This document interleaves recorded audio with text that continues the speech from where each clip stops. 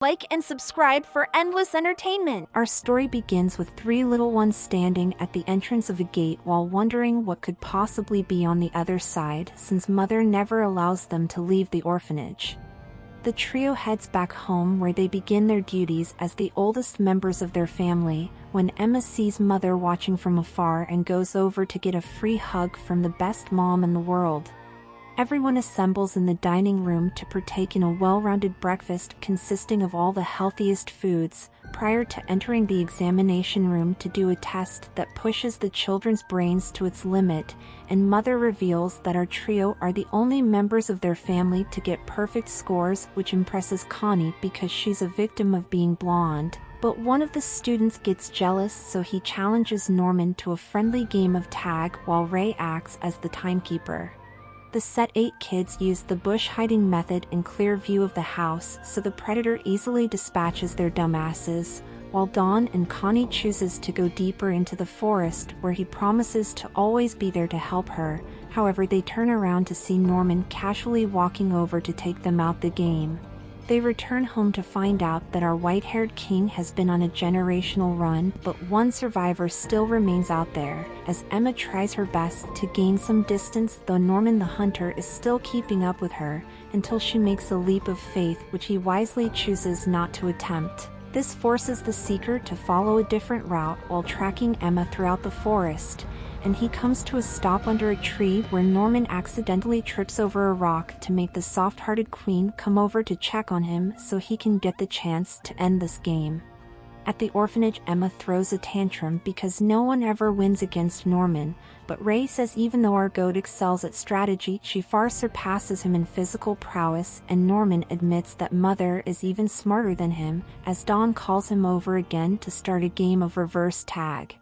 Everyone starts looking for our white-haired king, where we find Emma going deep inside the forest until she comes upon a small fence blocking her way and sees Norman just standing in front of it, so our queen evens the score to bring this round to an end. The duo reveals that mother always warned them to never go near the barrier because it's dangerous, but Ray apparates to declare that it must be a lie since the hurdle couldn't keep out anything big enough to threaten them. However, Emma says that although he makes a good point, they should listen to mother because she always knows best. Some other orphans find our party, then realizes the game has already ended, where Dawn questions if everyone will eventually be adopted once they turn 12, but Four Eyes brings up the fact that no one ever sends back letters once they leave, and all the little ones concludes that the outside world must be an amazing place where anyone who leaves forgets about the orphanage.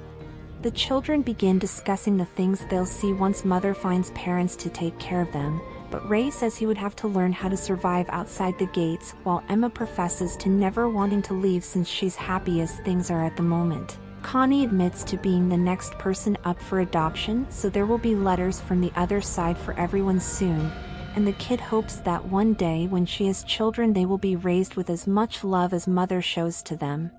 In the night, Connie gets ready to leave the orphanage and says goodbye to her family for the last time, then mother starts the long walk with her child towards the gate. Emma walks through the dining hall where she realizes that Connie left the bunny rabbit behind, and Ray tells them to take it to her since mom hasn't made it to the exit yet. Our duo races to catch up to the little one until they arrive at the gate that mother told them never to enter, and Norman decides to walk inside while being closely followed by Emma. The orphans see a truck for the first time as they start searching it for their sibling, when our queen suddenly has a mental breakdown, so Norman goes over to find Connie's loot box stuffed inside the vehicle. Our duo hears something coming towards them and run away to seek safety under the truck, but as the figures come closer they realize that the intruders are grotesque monsters, which forces the little ones to summon all their courage to not scream out of terror. Both of them watch as the demons pick up Connie's lifeless form to put it inside a chug jug so it can remain fresh, while talking about how much the upper class is going to pay for such high-quality food, and the retailer tells someone that since the other farms are underperforming she must prepare the premium livestock for transport. Then mother agrees to this immediately, which shocks our duo to their core. A demon suddenly smells something in the air before going over to the truck, where he finds Connie's bunny and questions Mother about how it got there, while the two cattle sprint for their lives until they run out of breath. Emma takes this brief time away from danger to unleash all the grief she feels about losing Connie as Norman stands apart thinking about the implications. They return to the house, where our white-haired king begins to make a plan to escape once they tell Ray about what happened, but Emma says they need to take all the orphans with them because she can't bear losing anyone else, so Norman decides that he will find a way to keep their families safe, while Ray listens to their conversation on the outside, and Mother stands there menacingly unaware of who now knows the truth. The next day, our duo meets up with each other to discuss what to do next. They decide to keep acting like nothing ever happened before revealing that the orphans are shipped out based on their test scores, so Connie became a DoorDash order because blondes are dumb, which leads them to believe that the monsters are mostly interested in eating their brains. Then following this pattern, Norman reasons that they have 2 more months left until the next shipment. Our duo walks deep into the forest to start coming up with plans. They decide it's impossible to escape from the gates, thus this leaves them with the forest as their only option. But once the two get past the fence, it's found that Wall Maria also stands between them and freedom.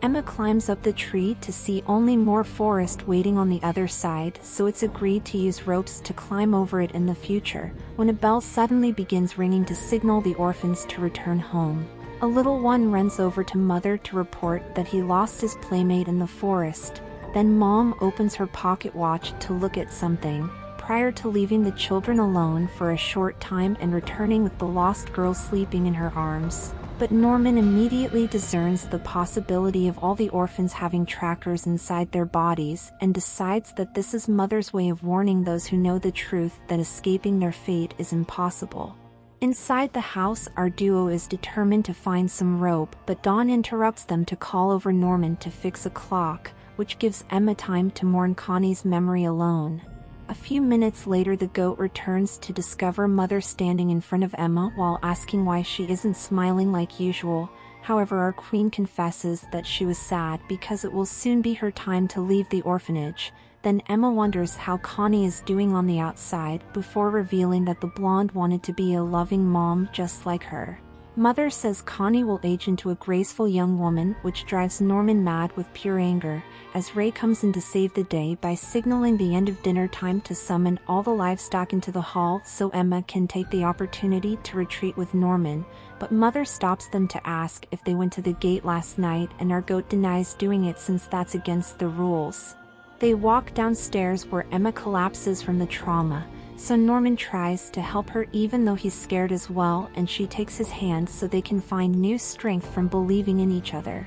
Once everyone goes to sleep, our duo sneaks out of the dormitory, then opens the door to the storage room to loot the tablecloths, and they wrap it around themselves to take them outside without anyone noticing, so the orphans can later craft it into rope to grapple over the wall. Norman says that the only thing left is to take out the tracking devices, though Emma thinks it's time to tell Ray about their revelations because he is talented with machines, as the young man walks out the bush to question why the two are this far out. They tell him about everything that happened, and surprisingly Ray takes this well since Norman would never make up something like this. He says there needs to be a list of people who can join the plan to escape, but our soft-hearted queen declares that she will save everyone despite the risks it brings. Ray protests this decision considering the fact that some of the little ones can't even walk, and once they leave the farm their group will need to be able to survive in a world overrun by demons. After hearing all this, Emma still refuses to leave any of her family behind to be slaughtered, before announcing her intention to carve out a place on the outside where humans can live safely. Seeing no way to convince the queen, Ray starts reasoning with our white-haired king, when Norman confesses to being scared only for their lives after finding Connie's body, while Emma was crying for what awaits all the orphans in the future, and at that moment he promised himself to do anything in his power to return a smile to her face. Ray wonders if the duo has lost their minds, as Norman has his honored one moment, which convinces the young man to join the Insanity Club, as the bell suddenly starts ringing. All the herd returns home to see a new shepherd standing beside Mother, and our party is shocked that reinforcements has arrived already. A few hours later, we find Sister Krona thanking Mom for the opportunity to work for the best farm on Earth before complimenting her legendary status of being the youngest woman to ever gain the rank of Mother. But Mom tells the underling to stop the premium quality glazing because she is only needed to serve as a distraction until the cattles who knows the secret has been delivered. Sister is shocked by this admission and questions why Mother didn't follow protocol to cut out the infection immediately so it doesn't spread, prior to Mom revealing that she already knows of the 2 livestocks involved. However, they are fruits too special to be picked before being fully ripened first, which is the reason she requested a guard dog to serve as another set of eyes where the sheep would believe her to be blind. Krona goes to an assigned room and immediately starts reporting everything that happened to a fugly doll. At first she planned to help Mom as a way to be promoted to the mother position on another farm, but after giving it further thought, Krona decides to capture the kids who know the truth, then report the misconduct to the authorities in hopes that they will award her with this plantation after Mother attends a meet and greet with God. Inside a secret room, Grandmother informs Mom of the other farm's recent lack of quality products and asks if she can still ship out the 3 premium livestock, before Mother tells them that everything is going as planned, which makes the demons excited about the upcoming harvest. On the other side of the house, our party uses the appearance of another adult to deduce the existence of more farms on the outside, and Emma wonders how the tracking devices were installed since she can't find them anywhere. Ray theorizes that the monsters are most likely to insert small chips into the orphans at a young age, so any signs of it would be long gone by now, but Norman says they can just check a little one for a scar.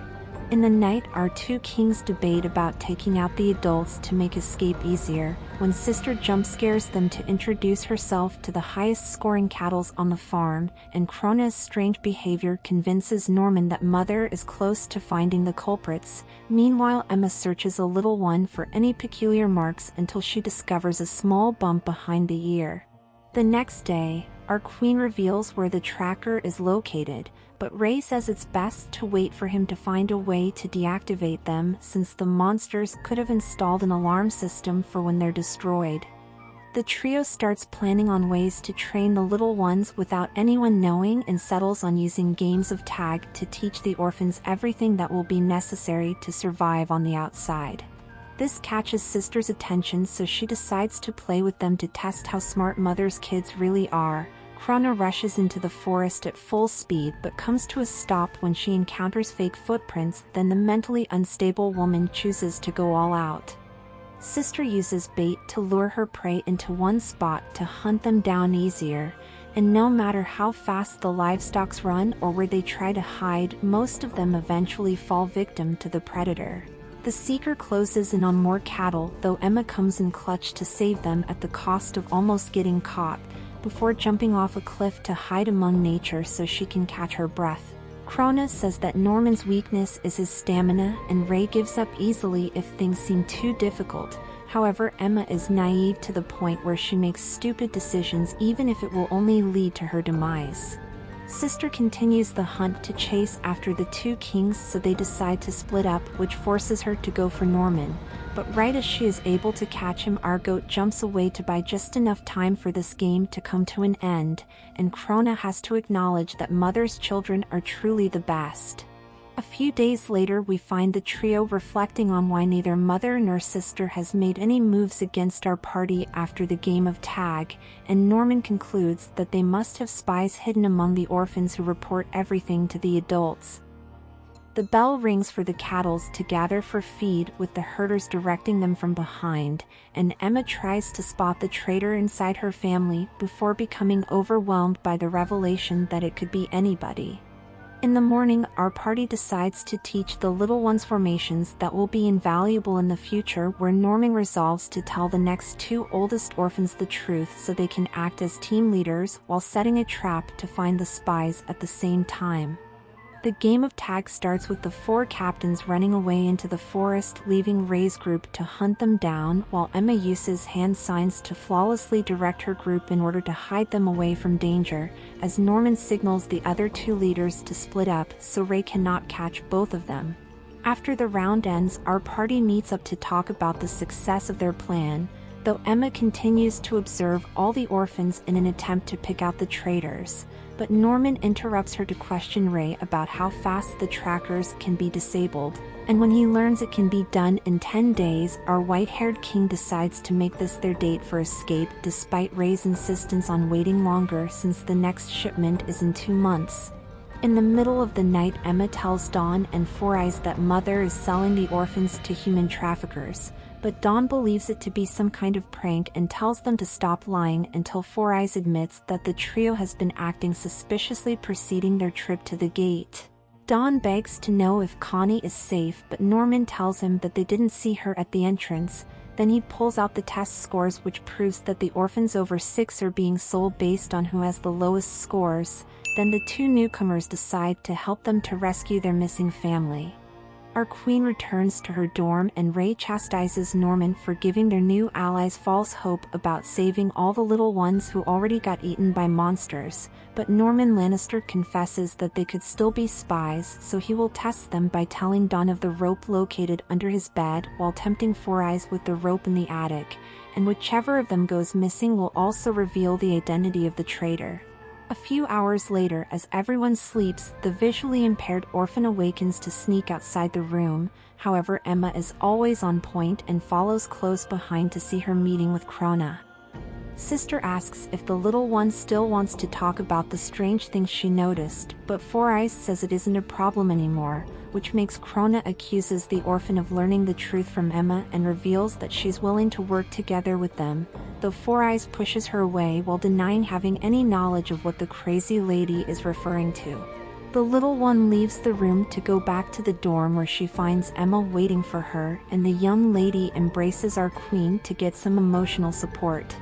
On the other side of the house, someone slips a note under Mother's door that tells her of the rope located under Norman's bed, while Sister is upset because she lost a potential informant, though the insane woman decides that there is another person that could be of use. The next day, Krona talks to Dawn as Norman asks Ray why the traitor would backstab their own kind, and he theorizes that there must be some deal in place to prevent them from getting shipped. A few hours later, Norman meets with Emma to question what to do with the orphan siding with Mother, and she admits that they should force the traitor to escape with them since the demons would turn anyone who remains into 5-course meals. Our goat meets with Ray to check the locations of the rope, but finds the one that should be under his bed missing. Then with a heavy heart, Norman declares that Ray is the imposter since he never actually told the others about these spots. Seeing no reason to lie, the little one confesses to being Mom's spy from the moment he learned how to talk. However, Norman is confused because it was Ray who told them to carry Connie's bunny to the gate, which led the duo down the road they're traveling now, so there must be more to his plan than surviving by being a professional snitch. Ray admits that when the truth was revealed to him, he sold his soul to Mother to learn more about the enemy. Then the youngling started gathering specific items from Mom as rewards for his good work in order to pave the way for Norman and Emma to escape the farm. But Ray says he will only continue to support them if our goat deceives Emma into thinking that everyone will escape, while in reality they will only take the older kids with them since it makes no sense to survive the plantation just to be eaten on the outside. Our 2 kings part ways, with Ray being the clear victor of their debate. He goes into Mother's room to report that the kids are still training by playing tag, though Sister has been making many moves to usurp her throne, and she reminds him that they're only in this situation because he failed to keep the cattle from the slaughterhouse before ensuring Ray about the payment he will receive for his cooperation. The next day, our duo meets inside the forest where Ray confesses to being the spy, which causes Emma's brain to become a puddle as she wonders why he took so long to tell them, and the double agent explains that if they didn't leave the bunny at the gate, there would have been no reason to keep them in the dark while trying to cover up their mistakes. Our queen realizes that all this time Ray was carrying the burden of the truth on his own and makes him promise to never keep secrets from them again. Inside the house, Emma tells the group about a secret space they discovered because some nights Mother would disappear in the washroom to later be seen coming out of her quarters. Ray admits that it may be the place where Mom talks to headquarters, and Dawn wants to break in so they can contact the outside world to save Connie, but the spy reveals that it would be too risky since the room is likely to have traps in place for any intruders. The two newcomers leave the room to continue their chores. However, Don decides to check out Mom's room instead because he can't just sit still while Connie is in danger. The younglings enter the room where Four Eyes locate the place where the hidden door should be, and of course Mother keeps it locked. But they hear someone opening the entrance, though luckily it was just a little calf playing hide and seek. Dawn exits the room, then accidentally runs into Mom in order to loop in her key, before returning to Mother's office so they can open the secret door. The newcomers go inside to find an ordinary space with a hatch in the floor, which leads to another hidden area filled with all the toys of the orphans who were adopted, and this gives them confirmation about what they have been told. Both of the little ones start freaking out when faced with this realization. However, Don decides that he cannot trust our trio because clearly the children are in much more danger than they were led to believe. Then the newcomers listens to Mother returning to her office and slowly makes their way back up the hatch to escape through the entry that leads to the washroom. Mom heard the door closing, so she walks over to investigate when a little one enters her office to say he found her key on the floor. Inside the library, Emma shows our kings some books written by Minerva, and by reading the Morse codes on the stickers they decipher the warning that tells anyone who reads it to run away from the farm. So the trio theorizes that if this person is still alive, then there must be a society of humans surviving on the outside. But there are two books that doesn't fit in with the message the other relays, and Emma feels like these will be the most important in the near future. When everyone goes to sleep, our party meets in secret where Four Eyes confesses to going into the hidden room, which makes Ray scolds them for putting their plans at risk, but Dawn questions why they gave them hope to rescue their loved ones if the trio knew it was too late to save anyone, and after Emma instinctively apologizes for misleading them, the newcomers begs for a little honesty. Norman tells the story of what's really happening in the house as Dawn has a mental breakdown from learning of Connie's fate. He begins walking closer to serve our kings a vicious two-piece combo, but thankfully he spares Emma from a fisting, and asks why the trio never had enough trust in their own family to believe they could handle the entire truth, despite knowing how much he loves them. Then the young man steps outside to calm down.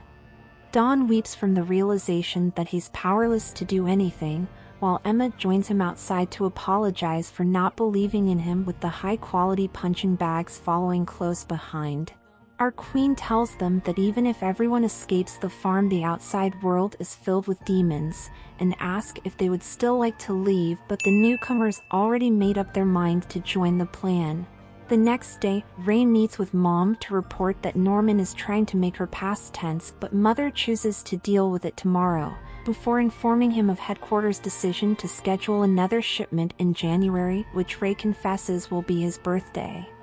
On the outside, Emma tells Norman of a plan she came up with to free everyone, but our goat advises her not to say anything to Ray. Then he goes into the dormitory to check under his bed and sees what his friend has planned for the future. Norman walks down the stairs and collects the poisons from our other teammates prior to meeting up in the forest so they can find out what is on the other side of the wall. But while the younglings are walking towards the fence, Sister comes out of the woods to block their path. The crazy bitch says she's been spying on them from the shadows and now knows everyone who is involved in the plan to escape, but offers to join their side instead of turning them in. Krona reveals that in the past she was also an orphan located on another farm inside these walls, though when she was brought to the gates, headquarters gave her the choice of becoming food for the demons or staying on the farm to shepherd the blind sheep. After choosing the obvious option, they sent her to a school where she underwent a great many trials that it seems she could not overcome at first, but by keeping focused, Krona eventually surpassed all her classmates and even managed to steal a special pen from the scientist as a trophy for the hard work she put in. Sister says any female with high grades can be given this option. However, the crazy woman warns them that when undergoing this process, headquarters implants a device close to the heart, which is triggered by leaving the farm to make her a hashtag, and it will additionally send a signal to the demons in cases where she is unalived prematurely.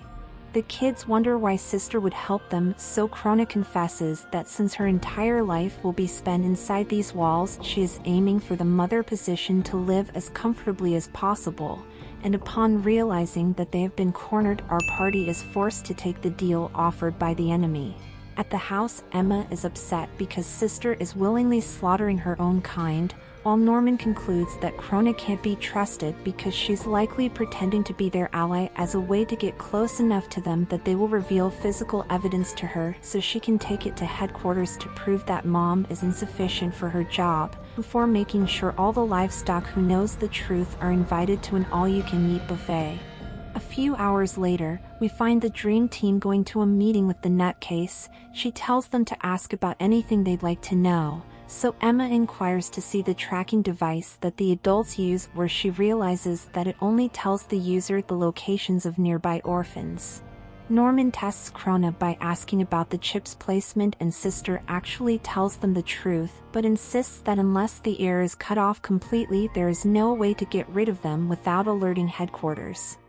Our party wonders what the outside is like. However, Krona confesses to never being allowed to go beyond these walls in the 26 years she has lived here, though other people sometimes visit headquarters to trade with the demons on equal terms, which indicates that there is a human nation in this world with adequate power to convince the higher-ups to respect them. The orphans thank her for the information prior to heading to the door, but Sister abruptly reaches the climax of her happiness and admits that by reading their body language she deduced that the orphans already knew about where the tracker was located, so they must have some device to get rid of them hidden away. On the other side of the house, Ray is keeping Mom busy with the last gift he will ever receive for his service. But after the pawn leaves the room, Mother decides that it's finally time for the Queen to make her first move in this game.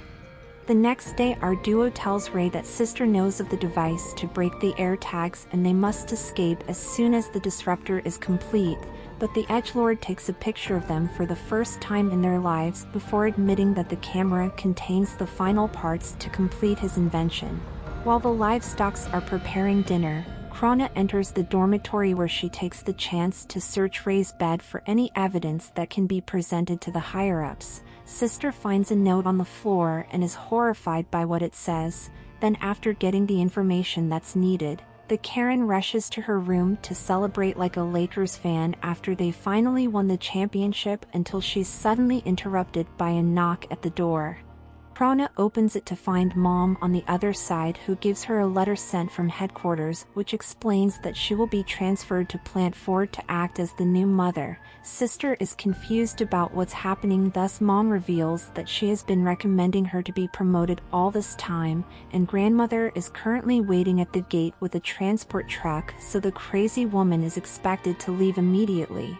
Krona is overwhelmed by the sudden twist in fortune, though she decides that Mother will not have her way and heads back into the dormitory to leave a present for our party, before beginning her long walk away from the orphanage to head toward the gate. Sister meets with Grandmother, then immediately snitches on Mom by reporting the presence of children on the farm who knows the truth and begs them to take action against Mother for this breach in protocol. But it's revealed that Grandmother was the one who mentored Isabella when she was in charge of the orphanage, so the old lady refuses to condemn her best student because she has the situation in hand. Hence, Grandmother decides that leaving Krona alive with these secrets is unwise before walking away into the shadows. Sister realizes that she could never win against Mother from the start as a demon slowly approaches her from behind. Krona tries to fight back with the letter opener, though this means nothing in the face of overwhelming strength, which makes her try running away instead, but she trips over the air like a white girl in an old horror film prior to being effortlessly taken up by the grotesque monster who is holding a sharpened flower in the other hand.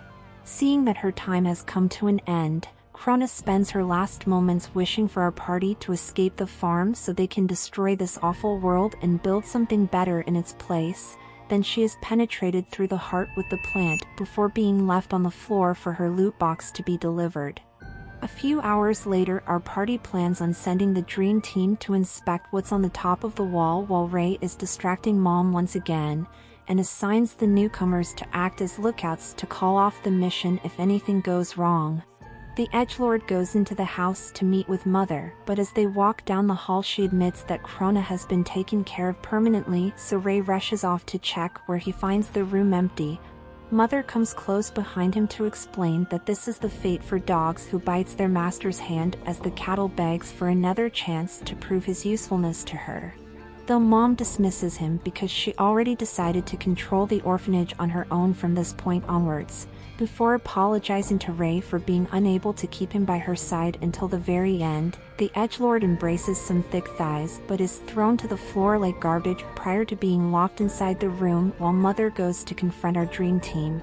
The newcomers see Mom exiting the house without Ray giving them the signal, so Dawn goes to check if he's okay and knocks down the door to free wannabe Sasuke from his prison. Then they sprint into the forest to follow after Mother.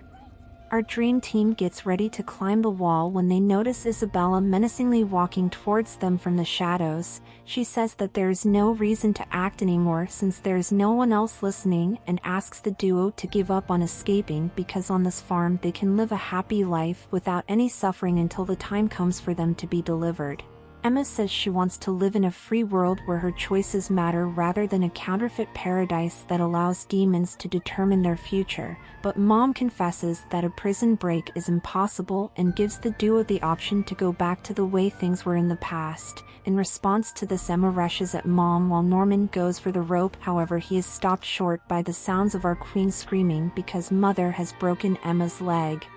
The rest of the party arrives on the scene to hear Mom declare that they're high-quality products which can only be eaten by the most wealthy monsters, so she must do whatever it takes to keep them inside these walls, before admitting that headquarters has sent orders to ship out Norman tomorrow, which leaves everyone in complete shock while she picks up Emma and begins walking back to the house.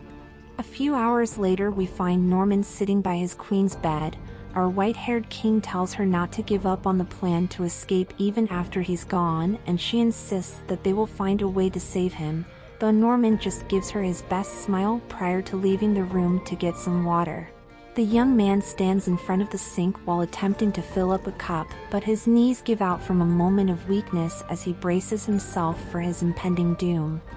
In time, our goat rises once again to start the long walk back to the room with a hardened resolve to save his family. And when Norman arrives at the door, he first puts on a happy face before entering to find the edgelord waiting inside. They decide that tomorrow Ray will give Norman the means to disable his tracking device, so it appears to Mom that he escaped the farm, but in reality our goat will be living in the forest until the time comes when everyone can break out together. Norman worries that if he disappears then one of them will take his place instead, and security will increase drastically to make any attempt to leave impossible. However, the edgelord counters by revealing headquarters policy to never show any demons or proof of the truth to the herd because fear can lower the brain's quality, which means the worst case scenario is for them to send more shepherds that can be handled when the time comes. Emma realizes that since the products of this farm are advertised to be of the highest grade, if they were to break one of Ray's legs it would force Mother to delay the transport to give them time to heal.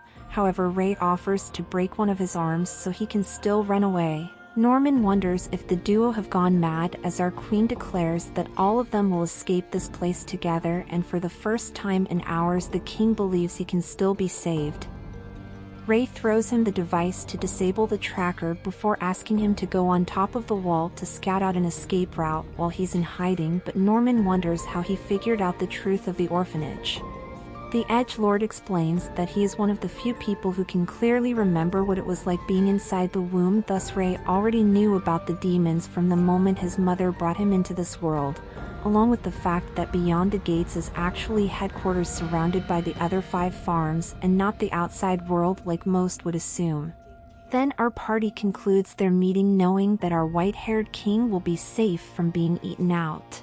In the night, Mom announces that a nice family has chosen to adopt Norman, which makes all the kids sad to see him go, while everyone who knows the truth has gained a new level of hatred that not even Kendrick could match. Then our white-haired king returns to his room to find Krona's gift hidden away in his drawer as Four Eyes crafts new ropes for them to escape since Mom took away the others. The next day, Norman rushes through the forest at full speed until he arrives at Wall Maria. He ties the tablecloth around the tree to use it to propel himself to the top of the barrier, and when he looks out into the beautiful world beyond his prison, our king knew immediately that all hopes of him escaping was lost.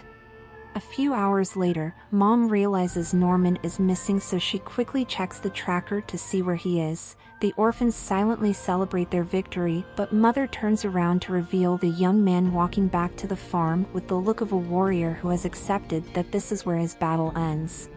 Inside the house, our party questions why Norman would return. He explains that beyond Wall Maria is a giant hole of glory which makes escape almost impossible. Though during his investigation the king found a bridge with few guards to cross into the outside world. A little one opens the door to call Norman downstairs, so he returns the unused disruptor to Ray, but this pisses off the edgelord since this means our goat was going to always return no matter what. Norman confesses that he could not risk their lives just to save his own, so the sacrifice they will make today will pave the way for them to escape this horrible place, and our duo is astonished by this admission as Norman embraces his best friends while thanking them for giving him a good life. Everyone stands by the entrance to say goodbye to our glorious king, where Norman tells Emma that he'll leave the rest up to her. Then he prepares to leave the orphanage. The young lady suddenly charges at him in an attempt to disable the tracker, but luckily the goat pushes his queen away just in time. Emma declares that she doesn't want to lose him, which brings a smile to Norman's face, and when he is about to profess his feelings for her, Mother brings their talk to an end, prior to whispering to Emma that any more interruptions will carry a lethal punishment. Our king goes over to lift the young lady back to her feet, then wishes her farewell while secretly giving back the disruptor. He says to never give up and begins walking away with Mother, where the goat sees the edgelord standing on the stairs to see him off on his journey towards the afterlife. The shepherd makes the long walk with her cattle towards the slaughterhouse. However, when they arrive at the gate that signals the end for many orphans, Mother takes her king inside the special room to wait for his fate to be decided. The next day, Emma is going through her depression arc along with Ray, who can't bring himself to move. The newcomers take it upon themselves to make the two meet in private so they can come up with another plan, but the edgelord says that since there is no way for them to escape this place, it would be better to just give up and join Norman in the Shadow Realm. Seeing that Ray no longer has the will to fight, Emma leaves him behind to go back to her room, where she weeps for all that was lost. Our queen abruptly looks up to see Mother standing in front of the bed, who tells the young lady that although Norman is gone and Ray has went full emo mode, there is still a chance for her to live if she becomes a mom. But Emma refuses this option immediately, so Mother leaves the room to allow our queen to suffer alone. 2 months later, we find that our duo is still paralyzed by the overwhelming helplessness they feel until the night before Ray is to be delivered. Emma limps through the halls of the orphanage to find the edgelord in the dining room saying his final goodbyes to the house where he spent most of his life, and as she hobbles towards her friend, Ray tells her to drop the act because the Emma he knows never gives up, even if it's the smartest decision. Our queen says for the last 2 months Mother have been watching both of them very closely, but because of that the newcomers were able to train the others and make all the preparations needed for them to escape tomorrow morning. Ray reveals the plan has problems because Mom is always looking at them while holding a little one hostage, plus the only way to leave is to use the bridge, which is guarded by demons. Then the edgelord shows Emma canisters of gasoline to burn down the house tonight, and while Mother is trying to put out the fire, she can use the evacuation as an excuse to break out, though he reminds her that it's still a bad idea to take the younger ones since they will just be burdens. Our queen wonders what happens if Mother abandons the house to chase after the merchandise, but Ray starts pouring the gasoline all over himself, then declares that he decided years ago to rob the demons of their precious fruit when it was about to ripen, and this will be his penance for watching all his siblings being sent to the demons without lifting a finger to help them. Emma is horrified by what she's hearing as the edgelord tosses her a book that contains all the pictures he took with the camera before lighting the match that will end his life. The edgelord thanks our queen for making his life enjoyable and tells the young woman to use the opportunity created by his sacrifice to leave this place. Then he tosses the fire to the floor while Emma sprints forward in an attempt to save him. On the other side of the house, Mother makes sure all the children are sleeping prior to returning to her office where she prepares to FedEx the edgelord to the demons, when Mom suddenly hears a scream of terror and runs towards the location to find Emma shouting for Ray hysterically in front of a huge fire. Mom checks her tracker to see that someone is inside the furnace, so she quickly runs inside to tell Four Eyes to take all the orphans outside, before returning to the room with a fire extinguisher in hopes of at least saving the brain, but it was already empty by our allies. Mother realizes that the sprinklers are also not working and Emma has disappeared from the room as well, which forces her to use the tracker to hunt down the young lady, though all she finds is an ear stuffed inside a bucket. Isabella realizes that she has been tricked and rushes to contact headquarters, however the keyhole has been blocked by wax. It's revealed that Emma told all the children above age 4 about the secret of the house and had them listen to the conversation with Krona as proof of what's really happening, but when Norman was scheduled to be shipped out, all seemed lost until the newcomers found a note along with Sister's gift in his room. He revealed to her that Ray is planning to cosplay as a candle on his birthday, so she should save his life while using the distraction as a way to make it to the top of the wall, and from that moment onwards the orphans have made all the preparations to escape the farm without Mother having the slightest clue. The edgelord thanks our queen for making his life enjoyable and tells the young woman to use the opportunity created by his sacrifice to leave this place. While Emma sprints forward to save him from becoming a bonfire, the other kids enters the room with the supplies for Ray to change into, before they start laying down items to give the fire the sweet smell of people. And after everyone leaves, our queen lights the gasoline to set their plan into action. Emma meets up with her accomplices and they start making their way toward the barrier as Dawn informs Ray of everything that's been happening right under his nose, until they make it to Wall Maria, where our queen orders the orphans to get ready to climb the walls. At the smoking ruins of the orphanage, Mother realizes that everything she has worked towards is burning and decides to go after our allies, but a little one comes over to catch her attention before leading Mom to where the other children under 5 are hiding. Isabella tells them to stay put prior to going off to report that some of the cattle has gone missing, so the demons assemble an assault force on the bridge with orders to give anyone they find a ticket to heaven except the premium quality livestock. In the past, when Norman arrived at the bridge, he knew that it would be too obvious to escape from there and spent many hours running around the wall until he discovered a location where it would be possible to cross. Dawn throws the rope to grapple around a tree branch, then slides over the dark hole to successfully make it to the other side, as the other orphans launch more lines over the cliff, which he secures to make it safe for everyone to slowly make their way to the other side. Mother realizes something is wrong since there has been no sighting at the bridge, and makes her way into the forest at full speed until she arrives at the wall, where she uses a rope to propel herself on top before continuing the pursuit for the missing children. Emma is the last person left to cross, but Mother arrives just in time to stop her. She begs our queen to not leave the farm and Emma says goodbye before sliding to join her family, where the rest of the children cuts the rope to safely retreat deeper into the outside world. Mother realizes that she has been soundly defeated and recalls the days of her childhood when she listened to the most beautiful song being played by another orphan, though when the time came for him to be adopted, Isabella could not accept this and planned to break out to see him again. However, she accidentally found out that this world is much darker than anyone would believe. Seeing potential in the youngling, grandmother recommended her to become a mom. Then the young lady quickly excelled to become the youngest person in the history of the organization to gain the rank of mother.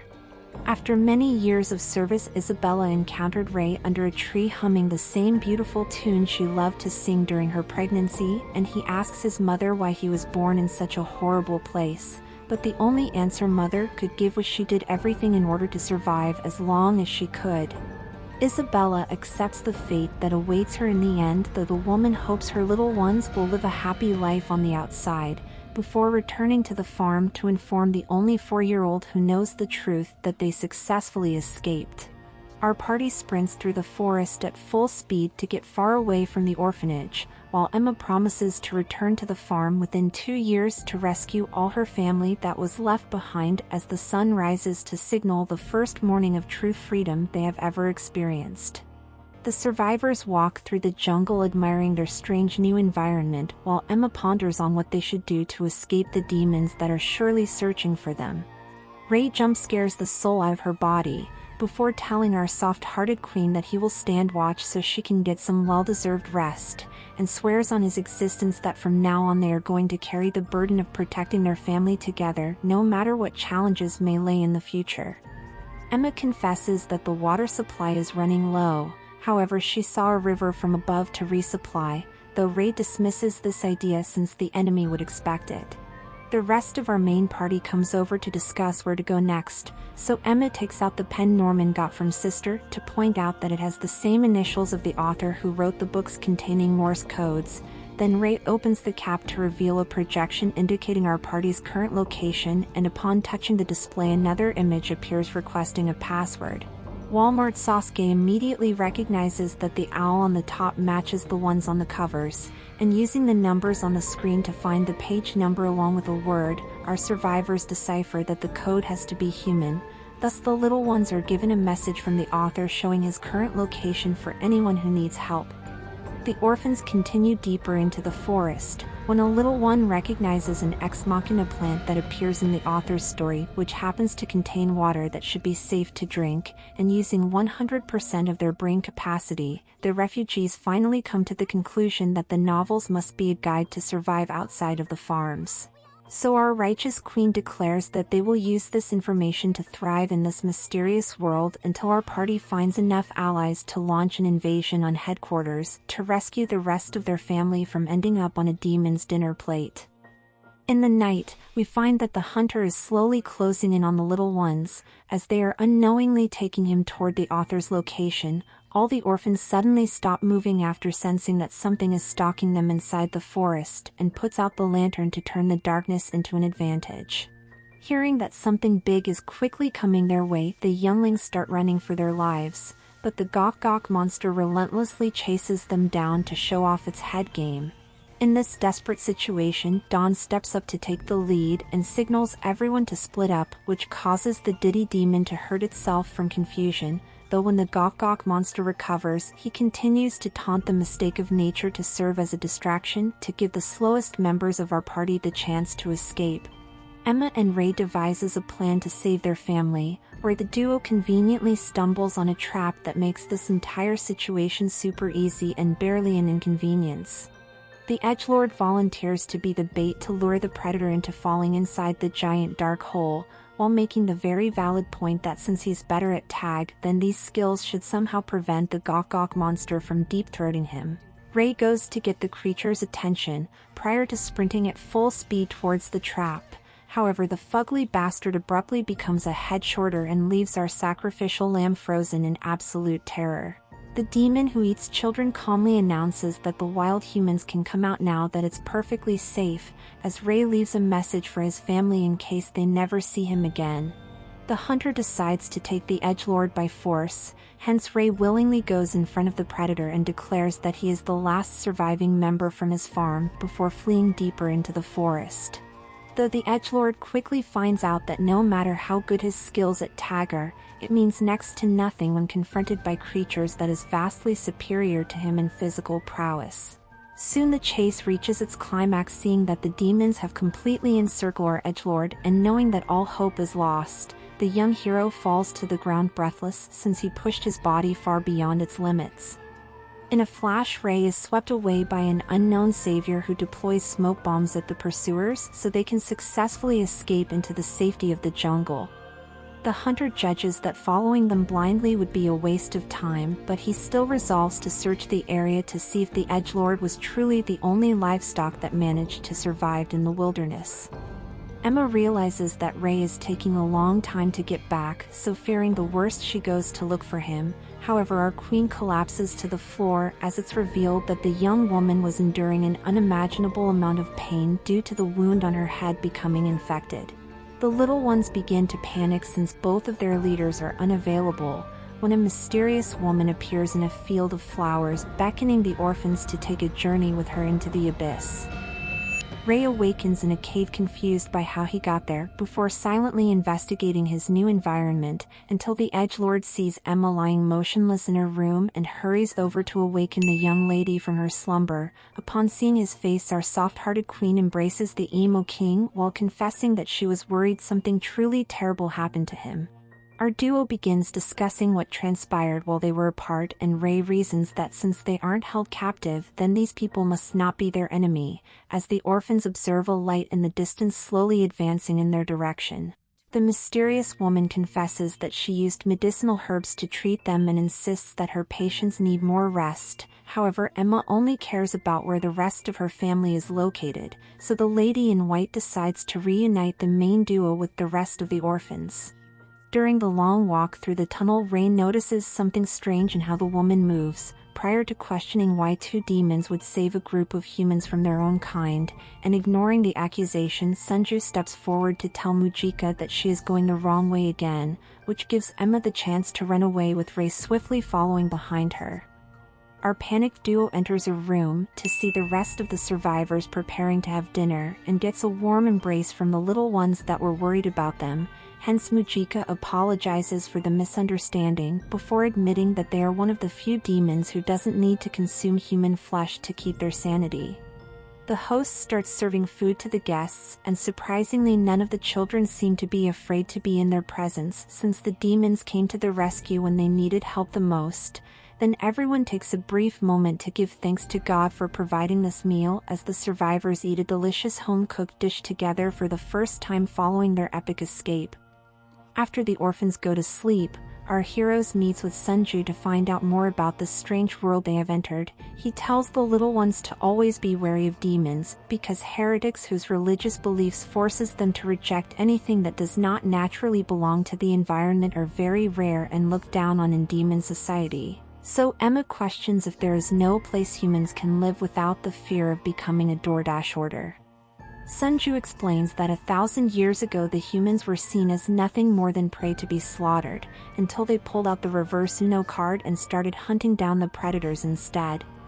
Eventually the war got bad enough that both sides were forced to come to an agreement, at which point they made a promise to each other that half of Earth will belong to the humans while the other is to be given to the demons. However, to ensure this contract is never broken, the human had to leave a group of people behind to turn into livestock for the predators to harvest. Our duo are happy to hear that there is a place where their family can live in peace, but Sanju elaborates that it's forbidden for anyone born on one side to cross over into the other. Though despite this news, the orphans are optimistic that they can find a way to enter the human kingdom safely, and express their gratitude to the demon before heading to bed. In the morning, Emma shocks the little ones with what she learned about the world, as Ray points out that there are also countless farms filled with orphans just like them. Thus our naive queen declares that after finding the author of the books to gain the knowledge of how to enter the human world, they will return to the plantations across the side of the planet to free every orphan held captive by the demons, so no one has to live like an animal ever again. A few hours later, Sanju shows our survivors the route that is the safest to take in order to leave this forest, but because he is going to be their guide for the next 5 days, the demon decides to teach them the basics for remaining alive in the wilderness. After the meeting ends, Hilda goes over to Emma to scold her for not telling anyone she was feeling ill, and begs the young lady to rely on them in times of need because they care about our queen just as much as she loves them. Then, realizing that her family was worried all this time, Emma resolves to put complete trust in her siblings going forward. Everyone sits down to eat and are amazed that Ray already learned how to cook like Mujika, while our queen observes the sight in peace, wishing that this happiness will last forever. The survivors commence their journey towards the forest's exit, while the two demons educate them on anything that could serve to assist our allies to flourish in the merciless world they are stepping into. After spending many days together, the group finally nears the exit of the cave, so Sunju steps forward to see if the area is safe on the outside, but Emma asks to join him on his mission as well. Our duo starts scouting the forest together while the demon tutors the young lady on how to avoid her pursuers. However, our queen confesses that she wants to be taught the ways of a hunter since soon they are going to go their own separate ways. Deeper into the jungle, Emma takes aim at a defenseless animal and realizes that she can't take an innocent life, though Sunju insists that a moment's hesitation could cause a loved one to be sent to the shadow realm, which convinces the young lady to show the poor birdie to the gates of heaven. Our queen walks over to check on her victim, so Sunju hands her a vampiric plant to pierce the bird's heart while it's still alive in order to preserve the meat and convey appreciation to God. Emma kneels in front of the suffering animal to explain that its life will become fuel to keep her alive, prior to sticking it with the pointy end. However, as it blooms into a recognizable red, our queen abruptly feels a wave of sickness because she comes to the revelation that Connie was still alive when the demons took her. But Sunju tries to console his student with the knowledge that those penetrated by the flower rapidly lose the sensation of pain. In the evening, the two hunters return to the cave carrying dinner, where Emma chooses to spare the orphans of her new insight into what happened to their sister, and goes to sit alone to look at Ray's photos from the farm, so Mujiko walks over to check on her and cheers up the young woman with questions relating to the happiest memories of her family. Emma discovers that demons are not that different from normal people, and Mujika confesses that even after 1,000 years this is the first time she has actually met a human, so she's glad they ended up becoming friends during the 6 days they spent together. Then everyone heads off to bed except for Ray, who is attempting to uncover the secrets inside the pen. In the morning, our party arrives at the end of the forest, so the demons bid them farewell despite the fact that the little ones want them to stay. However, Sunju points out that they should be safe beyond the forest since no demon can survive its harsh environment for long, though if they were to be in a situation where they can't retreat safely, it would be best to aim for the eyes because that's the only way to put down a demon for good. Meanwhile, Mujiko wishes all the orphans a safe trip into the unknown and gifts Emma with a special amulet that is meant to protect her. Our survivors embark on their adventure into the barren hellscape when the demon waifu reveals that the reward for turning in the escaped livestock would be enough to live in luxury for 6 months, before inquiring into why Sunju wanted to save them instead. He brings to light that God only prevents them from putting these humans on the menu because they are not native to the environment, but if they were to breed and spread throughout the land, then the orphans' descendants would be seen as a natural part of the world that can be hunted down like any other animal. After revealing his true nature, Sunju heads into the forest to deal with some pests, where he finds the demons still following his investments and turns the poor bastards into a hashtag without breaking a sweat. Our party arrives at the location on the pen, but they are confused because there seems to be nothing that stands out around them. Ray comes to the revelation that another menu has been unlocked on the projection, and using the same method that worked earlier, the orphans uncover that history is the passcode. A trapdoor suddenly slides open to unveil a hatch hidden underground that leads into a deep hole which has a tight passageway on the inside that takes our party into a gigantic bunker filled with many rooms. Emma finds the light switch in the security chamber, as Hilda notices a letter pinned to the wall written by the author apologizing that he couldn't be there when whoever followed his clues arrives, though he gives them permission to stay as long as they need to. Our survivors begin exploring all the areas in their new home to find everything a group of refugees would possibly need to live comfortably, where a little one goes to play the piano and accidentally discovers a secret cave filled with many escape routes. The orphans gather again to report on what they found. Prior to making some dinner from the food found in storage, Ray reveals that an underground well provides the bunker with fresh water, while electricity is produced by a generator that runs on both geothermal activity and organic waste. So Emma determines that the only problem they face is restocking their supplies, so she volunteers to hunt for any items that are close to running out. A few hours later, our survivors go outside with a radio and listens in on mothers all over the world reporting that their farm is currently doing well. However, the orphans didn't learn anything new about their former home, Thus Emma chooses to do this each night until they are ready to rescue the rest of their family. Everyone returns inside, though Dom comes across something suspicious, and shows the main duo a locked door with a strange keyhole. Then Emma uses the pen to open the room, which leads down to another door that has nothing but a ringing phone on the inside, so our queen goes over to answer the call.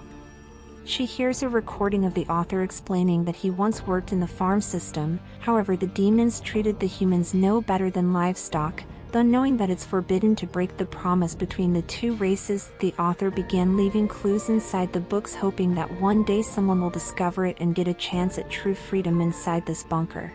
Eventually the demons caught on to what he was doing, which forced him to flee before they could execute him, but he suggests for the visitors to type future into the pen if they ever feel the need to join the human world.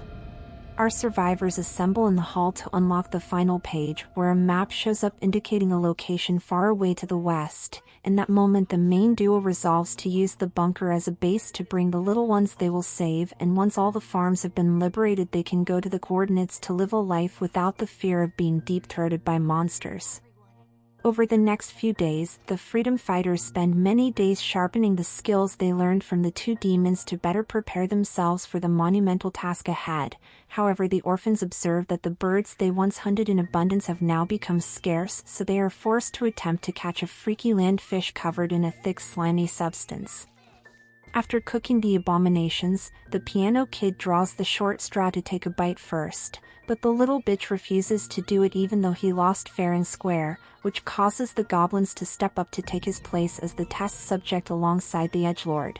Though upon consuming some of its fishy insides, they find that it's surprisingly delicious and everyone begins feasting like kings.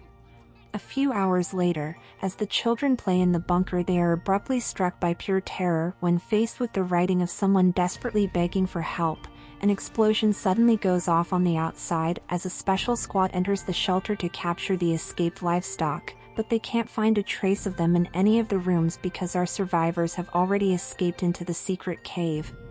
The younglings start rushing through the tunnels to find the exit when a soldier drops from above and orders the cattle to surrender. However, they introduce some arrows to his head prior to pushing the poor bastard into a giant hole. Our survivors safely arrive on the surface, and the main duo send the little ones towards the forest to hide among the trees. Yet as they get closer to escaping, the protagonist soon realizes that all is lost since everyone has already been captured. When unexpectedly the Gok monster comes in clutch to show all the soldiers exactly what its mouth can do, and during the swallowing session the orphans manages to make it to the wilderness where the soldiers have no hope of ever discovering them again. We go over to headquarters to see Mother sitting inside a dungeon alone. The demon confesses that they are grateful for her long service on the farm and offers her the chance to see the escaped livestock one last time, but Isabella says that she is too ashamed to face them now, though it won't matter since her children are far too smart to be caught by any hunters the demons would send. Understanding that Mother can still be an asset, the demon wisely offers her the choice to take the children back to the farms in return for removing the serial numbers along with the bomb from her body, in addition to a position too good for anyone to refuse. 1 year later, in a market created to supply the needs of the top of the food chain, we find two demons talking about another recent attack on a farm, as they spend the little money they make from work on a fister, while complaining that the good food always goes to the upper class. The duo goes back home to see their siblings suffering because they have not eaten humans in a long time, where Fatso remembers the news about the cattle that escaped their farm, and wonders if they could track down these wild humans since the recent rumors placed them close to the market. On the other side of town, a group of miniature-sized demons casually travel outside the city until they get to a temple on top of a mountain. The orphans notice that someone triggered the alarm, as our main party returns from a supply run with barely enough food to keep them alive. Emma announces that tomorrow she will do much better. However, the little ones claim that they don't mind eating the same thing every day in an effort to cheer her up, though their rumbling stomachs makes the truth plain to see. In the night, our survivors listen in on headquarters but find out nothing new. while the queen resolves to come up with a new plan to save their family because taking them to this temple would be foolish and the location of the human world is too far away. Everyone heads inside to get some sleep, except for Emma, who is slowly being crushed under the weight of leadership to the point that she even questions if it was a mistake to leave the paradise they had on the farm just to live a life of endless suffering. Nevertheless, Ray reminds the young woman that they would have ended up on a dinner plate if she didn't save them and promises that our survivors will always support her in any decision she makes. The next day, Emma gets ready to go hunting when the two goblins beg to come to the city since they spent the time to make their own demon disguises along with hiding their scent using the herbs. Yet despite their insistence, our queen doesn't want to take the troublemakers into danger until Dawn admits that they could use the help. The alarm bell suddenly starts ringing to signal an old demon entering the evil-blooded temple, and after smelling the fire, he scolds the little ones for playing in the place of worship once again, prior to going over towards the statue in order to give an offering, but the blind demon's basket falls over, scattering all the fruits on the floor. So our soft-hearted queen immediately tries to help him gather the apples back into the container, where the demon smells something good in the air, then thanks the young lady for her assistance, before going on to pray to the gods that the farms can share more of their meat with the lower class to stop them from degenerating into wild beasts, and following this heartfelt plea, the old demon leaves the shrine, while wishing that the little ones can also find better food to eat as well. Hilda scolds Emma because the entire city would gladly turn the orphans into a buffet if he realized that they are actually human, and as the survivors begin feasting on the tribute given to the temple, our queen comes to the revelation that just like them, demons have families they must take care of too. Inside the market, our protagonist walks among the predators, when the two goblins understandably get distracted by some fisters in a jar and walks into Fatso. The demons apologize for the accident, but in that moment the wind blows the delicious scent of human towards them, thus the younglings start running like Diddy has the baby oil until they find a safe area to catch their breath. Ray decides that he will take Emma to lure the predators away so everyone else can escape to the temple. Dumb and Dumber finally tracks down the livestock and follows them deeper into the alleyway, where our main duo splits up, which forces the demons to do the same. Then they Assassin Creed onto the roof to further confuse the enemy. However, somehow the Fatso is still able to keep track of them despite their efforts to trick him. Eventually the demons lose sight of their prey and elects to go in the wrong direction, so our main duo uses the moment to get away, but many more pursuers appear from the shadows to completely surround the orphans. The two demons doubles back to claim the humans as their prize, though the stranger gifts the fools an all-expense-paid ticket to the gates of hell instead. The younglings resolve to make a last stand, yet as their mysterious savior takes off his mask, the heroes are left in utter disbelief because our white-haired king has returned from the afterlife. Like for a cat girl, subscribe for a waifu, and remember to stay swifty. Ooh.